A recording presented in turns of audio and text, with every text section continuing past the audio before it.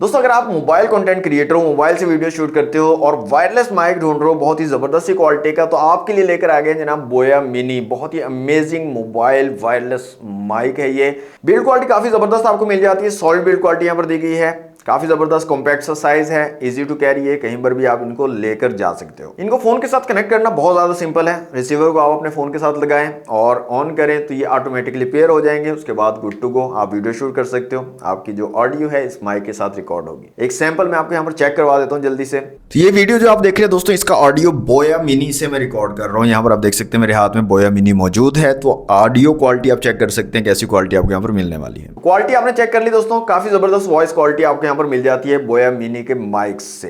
Price की यहाँ पर बात कर ले तो ये सिंगल कनेक्टर के साथ जो है टाइप सी का कनेक्टर सिंगल आपको यहाँ पर मिलेगा। इसकी प्राइस 12 से 13 हज़ार रुपए है। और अगर डबल कनेक्टर वाला आपने लेना है तो उसकी प्राइस आपको मिलेगी 17 से 18 हज़ार रुपए। नंबर मैं यहाँ पर डाल रहा हूँ जेट मोबाइल वालों का, इनसे आप परचेज कर सकते हैं, ऑर्डर कर सकते हैं। कैश ऑन डिलीवरी अवेलेबल है ऑल ओवर पाकिस्तान। तो कैसे लगे ये छोटे छोटे माइक आपको कमेंट बॉक्स में जरूर बताइएगा और बॉक्स बाउजी को फॉलो करना मत भूलिएगा।